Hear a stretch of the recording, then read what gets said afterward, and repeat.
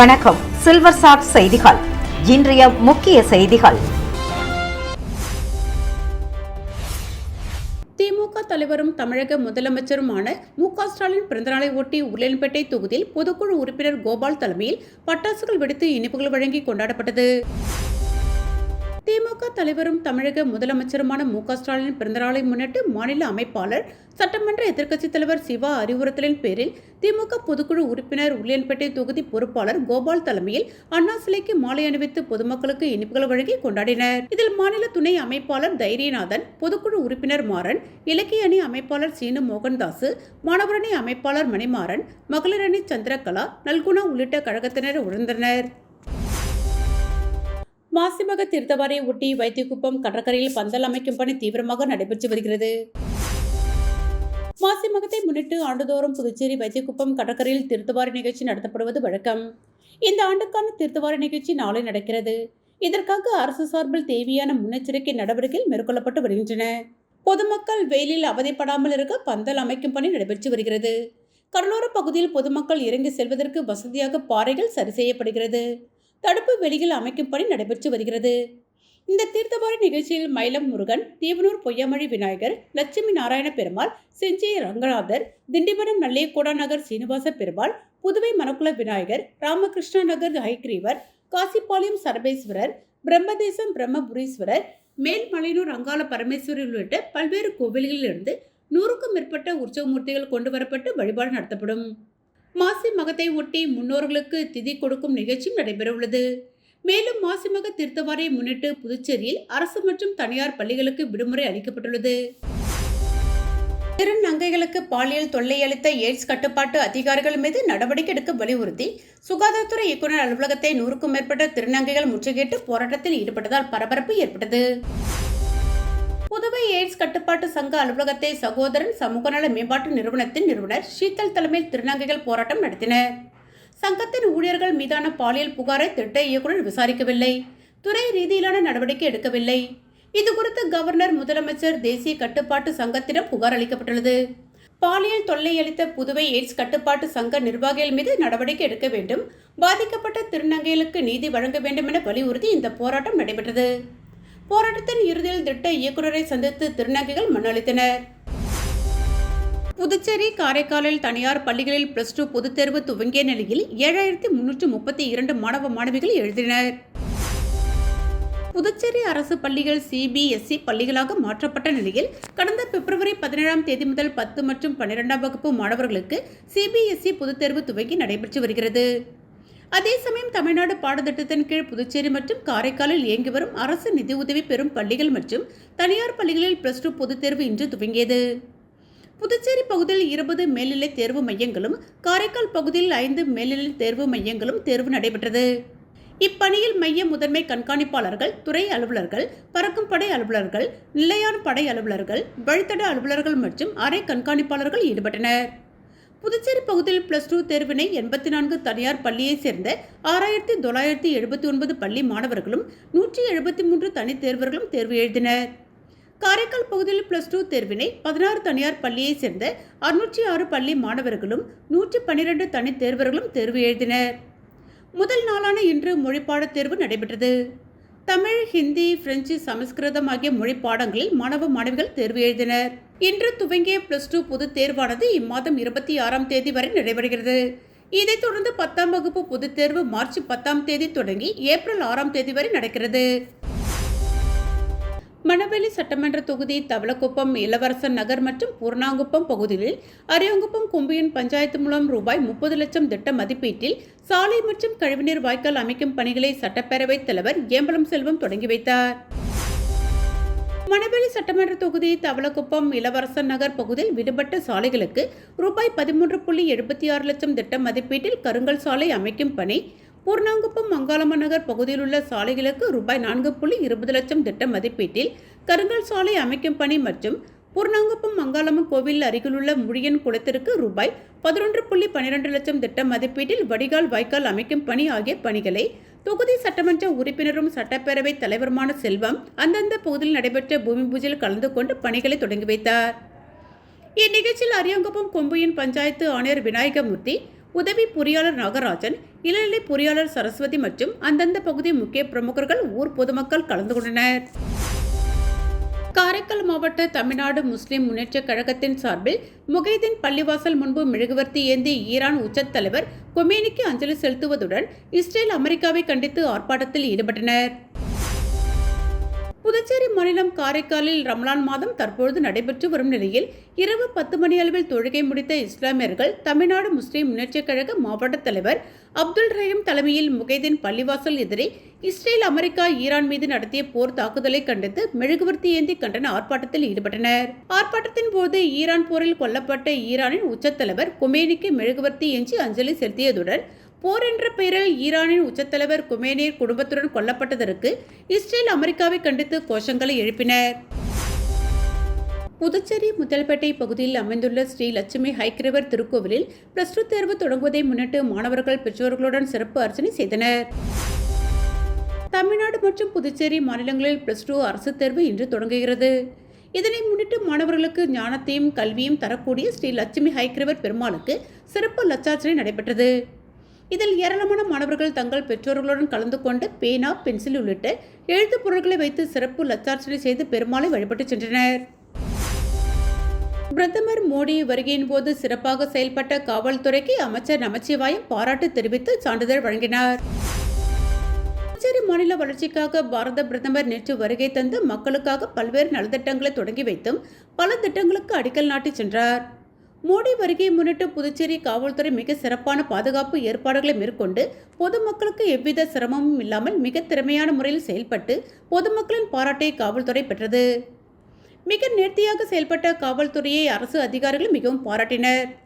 இதனைத் தொடர்ந்து உள்துறை அமைச்சர் நமச்சிவாயம் காவல்துறை தலைமை அலுவலகத்தில் பாதுகாப்பு பணியில் ஈடுபட்ட அனைத்து மூத்த காவல் அதிகாரிகள், காவல் கண்காணிப்பாளர்கள் மற்றும் ஆய்வாளர்கள் ஆகியோர்களுக்கு பாராட்டு சான்றிதழ் வழங்கினார். மேலும் 6 ஊர்காவல் படையினருக்கு காவலர்களாக பணி நியமன ஆணையை வழங்கினார். இந்த நிகழ்ச்சியில் DGP Shalini Singh, DIG Sathyasundaram, senior எஸ்பிக்கள் AK லால், கலைவாணன், ராகவ், திவ்யா, லட்சுமி சௌஜன்யா, நித்யா ராதாகிருஷ்ணன் மற்றும் எஸ்பிக்கள் மற்றும் இன்ஸ்பெக்டர்கள் கலந்து கொண்டனர். அரசு மருத்துவமனையில் பணியாற்றும் ஒப்பந்த துப்புரவு தொழிலாளர்கள் சம்பள உயர்வு கேட்டு 1 மணி நேரம் பணியை புறக்கணித்து போராட்டத்தில் ஈடுபட்டனர். புதுச்சேரி அரசு மருத்துவமனையில் தனியார் மூலம் ஒப்பந்த துப்புரவு பணியாளர்கள் ஓராண்டுக்கு மேலாக பணியாற்றி வருகின்றனர். இவர்களுக்கு சம்பள உயர்வு வழங்க வேண்டும் என பல மனுக்கள் கொடுத்தும் தொழிலாளர் துறையிடம் புகார் தெரிவித்தும் நடவடிக்கை எடுக்கப்படவில்லை. இதனால் அரசு பொது மருத்துவமனை மற்றும் அனைத்து ஆரம்ப சுகாதார நிலையம் முன்பு இன்று துப்புரவு பணியாளர்கள் 1 மணி நேர பணி புறக்கணிப்பு போராட்டத்தில் ஈடுபட்டனர். அவர்களுக்கு ஆதரவாக பாமக தொழிற்சங்கத்தினர் போராட்டத்தில் ஈடுபட்டனர். தற்போது வழங்கும் 10,000 ரூபாய் சம்பளத்திற்கு பதிலாக குறைந்தபட்சம் 15,000 ரூபாய் வழங்க வேண்டும் என வலியுறுத்தினார்கள். நல்லவாடு வடக்கு பகுதியில் நடைபெற்ற மாசிமக தீர்த்தவாரில் துணைநிலை ஆளுநர் கைலாஷ்நாதன் கலந்து கொண்டு சாமி தரிசனம் செய்தார். கும்பியூர் நல்லவாடு வடக்கு மீனவ கிராமத்தில் அமைந்துள்ள அருள்மிகு ஸ்ரீ தில்லையம்மன் ஆலயத்தின் 2ஆம் ஆண்டு மாசிமக கடல் தீர்த்தவாரி நிகழ்ச்சி மிக சிறப்பாக நடைபெற்றது.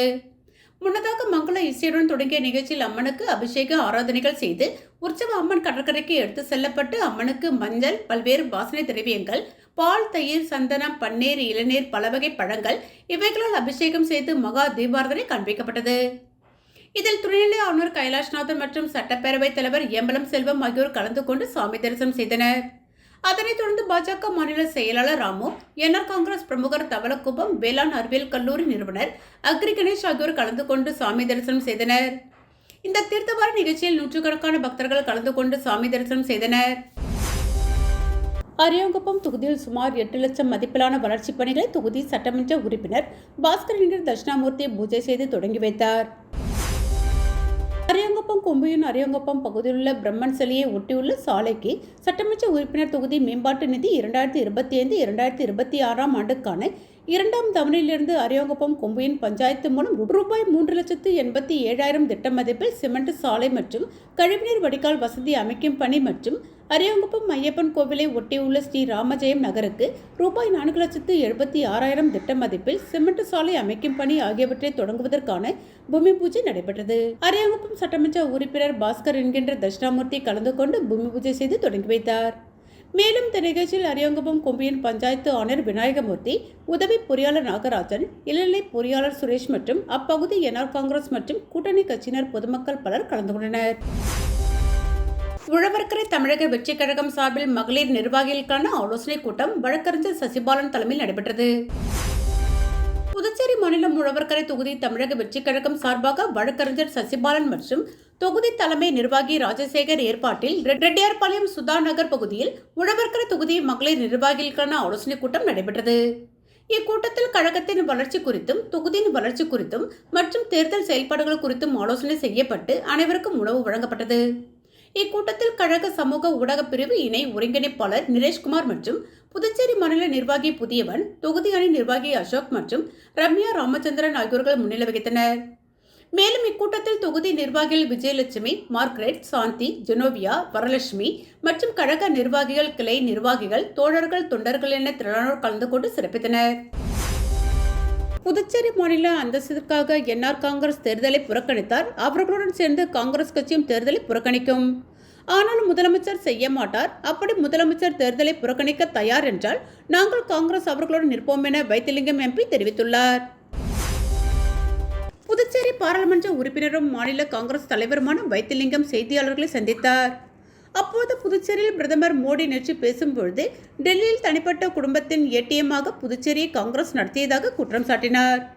இதனை காங்கிரஸ் தலைவர் வைத்திலிங்கம் எம்பி மறுத்துள்ளார். புதுச்சேரியில் கடந்த காங்கிரஸ் ஆட்சியில் வேகத்தடையே மோடிதான். கிரண்பேடி மூலம் தடை போட்டார். காங்கிரஸை ஏடிஎம் என கூறிய மோடி கடந்த 4 ஆண்டுகளாக அவர்கள் ஆட்சியில் இருப்பதால் கண்டுபிடிக்க வேண்டியதுதானே என்று கேள்வி எழுப்பியவர், ஏடிஎம் மிஷன் எங்குள்ளது? இந்த ஆட்சியில்தான் ஏடிஎம் இருக்கு. அது பிஜேபி ஏடிஎம்மா, பிஎம் ஏடிஎம்மா என தெரியவில்லை என தெரிவித்தார். டெல்லியில் கெஜ்ரிவால் மீது போடப்பட்டது பொய் வழக்கு என தெரிந்துவிட்டது. அதே நிலைதான் ஏடிஎம். இந்த ஆட்சியில்தான் ஊழல் நடக்கிறது. அதனால்தான் அதிகாரிகள் கைது செய்யப்பட்டார்கள் என கூறினார். மேலும் மாநில சுதந்திரம் வேண்டும் என்பது மாநில மக்களின் கோரிக்கை. முதலமைச்சர் மக்கள் கோரிக்கை என கூறாமல் தனது கோரிக்கை என கூறினார். இருப்பினும் பிரதமர் செவிமடுக்கவில்லை. முதலமைச்சரின் கோரிக்கைக்கு பிரதமர் பதிலளிக்கவில்லை. மாநில அந்தஸ்திற்காக தேர்தலை புறக்கணிக்க தயார் என சட்டமன்றத்தில் அறிவித்ததை வெளிப்படையாக ரங்கசாமி அறிவித்தால் காங்கிரஸ் கட்சி அவர்களுடன் நிற்கும் என்றும் தெரிவித்தார். ஆனால் ரங்கசாமி பாஜகவிடம் சரணடைந்து விட்டார் என காங்கிரஸ் தலைவர் வைத்திலிங்கம் குற்றம் சாட்டினார். தொடர்ந்து அரசு விழாவில் அரசியல் பேசி புதிய நாகரிகத்தை பிரதமர் மோடி துவக்கியுள்ளார். புதுச்சேரியின் வளர்ச்சி பற்றி எதையும் கூறவில்லை. தமிழ்தாய் வாழ்த்து தேசிய கீதம் இல்லை. இதனால் அரசு விழாவா என்ற சந்தேகம் உள்ளதாக தெரிவித்துள்ளார். இந்திராநகர் தொகுதிக்குட்பட்ட தர்மாபுரி பகுதியில் 74,74,000 ரூபாய் மதிப்பீட்டில் பல்வேறு பணிகளை தொகுதி சட்டமன்ற உறுப்பினரும் அரசு கொறடாவுமான ஏகேடி ஆறுமுகம் பூமி பூஜை செய்து துவக்கி வைத்தார். இந்திராநகர் தொகுதிக்குட்பட்ட தர்மாபுரி புரட்சித் தலைவி நகரில் மகளிர் மற்றும் குழந்தைகள் மேம்பாட்டுத்துறை சார்பில் 38,96,000 ரூபாய் மதிப்பீட்டில் புதிய அங்கன்வாடி மையம் கட்டும் பணிக்கான பூமி பூஜை நிகழ்வு நடைபெற்றது. இதில் சிறப்பு விருந்தினராக தொகுதி சட்டமன்ற உறுப்பினரும் அரசு கொறடாவுமான ஏகேடி ஆறுமுகம் கலந்து கொண்டு பணிகளை பூமி பூஜை செய்து துவக்கி வைத்தார். இதில் மகளிர் மற்றும் குழந்தைகள் மேம்பாட்டுத்துறை இயக்குநர் முத்துமீனா, கட்டிடங்கள் மற்றும் சாலைகள் கோட்ட செயற் பொறியாளர் வைத்தியநாதன், உதவி பொறியாளர் குலோத்துங்கன், இளநிலை பொறியாளர் ஸ்ரீராம் சங்கர் மற்றும் ஊர் முக்கிய பிரமுகர்கள் பொதுமக்கள் பலர் கலந்து கொண்டனர். இதேபோல் உழவர்கரை நகராட்சி சார்பில் தர்மாபுரியில் உள்ள வண்ணார் குளத்தை 29,29,000 ரூபாய் மதிப்பீட்டில் சீரமைக்கும் பணி மற்றும் தர்மாபுரி சந்தைத்தோப்பு குறுக்கு வீதிக்கு 5,09,000 ரூபாய் மதிப்பீட்டில் சிமெண்ட் சாலை அமைக்கும் பணி உள்ளிட்ட பல்வேறு பணிகள் என மொத்தம் 74,74,000 ரூபாய் மதிப்பீட்டிலான பணிகளை அரசு கொறடா ஏகேடி ஆறுமுகம் பூமி பூஜை செய்து துவக்கி வைத்தார். இதில் உழவர்கரை நகராட்சி ஆணையர் அருண் ஐயாவு, செயற் பொறியாளர் மலைவாசன், உதவி பொறியாளர் கலிவரதன், இளநிலை பொறியாளர் முத்தையன் மற்றும் ஊர் முக்கிய பிரமுகர்கள் பொதுமக்கள் பலர் கலந்து கொண்டனர். இதேபோல் தர்மாபுரி சந்தைத்தோப்பு பகுதியில் 35,89,000 ரூபாய் மதிப்பீட்டில் புதிதாக கட்டப்பட்டுள்ள கலையரங்கத்தை மக்கள் பயன்பாட்டிற்கு அரசு கொறடா ஏகேடி ஆறுமுகம் திறந்து வைத்தார். பணி நிரந்தரம் செய்ய வலியுறுத்தி உள்ளாட்சித்துறை தினக்கூலி ஊழியர்கள் பேரணியாக வந்து தலைமை செயலகத்தை முற்றுகையிட்டு போராட்டத்தில் ஈடுபட்டனர். புதுச்சேரி மாநில தினக்கூலி மற்றும் கிராம பஞ்சாயத்து ஊழியர்கள் சங்கம் சார்பில் தலைமை செயலகம் நோக்கி பேரணி இன்று நடைபெற்றது. சங்கத்தின் தலைவர் காத்தவராயன் தலைமையில் உள்ளாட்சித் துறையில் 16 ஆண்டு காலமாக பணிபுரியும் தினக்கூலி ஊழியர்களை பணிநிரந்தரம் செய்ய வேண்டும், 7வது ஊதியக்குழுவில் பரிந்துரைப்படி நிலுவையில் உள்ள தொகை வழங்க வேண்டும் உள்ளிட்ட கோரிக்கைகளை வலியுறுத்தி 100க்கும் மேற்பட்ட ஊழியர்கள் காமராஜர் சிலையிலிருந்து ஊர்வலமாக தலைமை செயலகம் நோக்கி சென்றனர். நேரு வீதி, காந்தி வீதி, செட்டித்தெரு தலைமை செயலகம் அருகே சென்றபோது போலீசார் தடுப்பு கட்டைகள் அமைத்து ஊழியர்களை தடுத்தனர். இதனையடுத்து ஊழியர்கள் அங்கேயே தர்ணா போராட்டத்தில் ஈடுபட்டனர். அப்பொழுது கோரிக்கைகளை வலியுறுத்தி கண்டன கோஷங்களை எழுப்பினர். பாதாள சாக்கடையில் இருந்து வெளியேறிய எண்ணெய் திரவத்தால் வாகன ஓட்டிகள் வழுக்கி விழுந்த நிலையில் தீயணைப்புத் துறையினர் விரைந்து வந்து தண்ணீரை பீச்சி எடுத்து சாலையை சுத்தம் செய்தனர். புதுச்சேரி நகர பகுதியான நேரு வீதி செஞ்சி சாலை சந்திப்பில் தனியார் உணவகம் மற்றும் பேக்கரி இயங்கி வருகிறது. இதன் அருகிலுள்ள பாதாள சாக்கடையிலிருந்து கழிவுநீர் மற்றும் எண்ணெய் போன்ற திரவம் வெளியேறி சாலையில் தேங்கியது. இதனால் 10க்கும் மேற்பட்ட வாகன ஓட்டிகள் சறுக்கி விழுந்தனர். இதுகுறித்து தகவல் அறிந்த தீயணைப்பு படையினர் விரைந்து வந்து தண்ணீரை பீச்சி எடுத்து சாலையை சுத்தம் செய்தனர். இதனால் சுமார் 1 மணி நேரத்திற்கு மேலாக போக்குவரத்து பாதிக்கப்பட்டது. இத்துடன் சில்வர் சாட் செய்திகள் நிறைவு பெற்றன. வணக்கம்.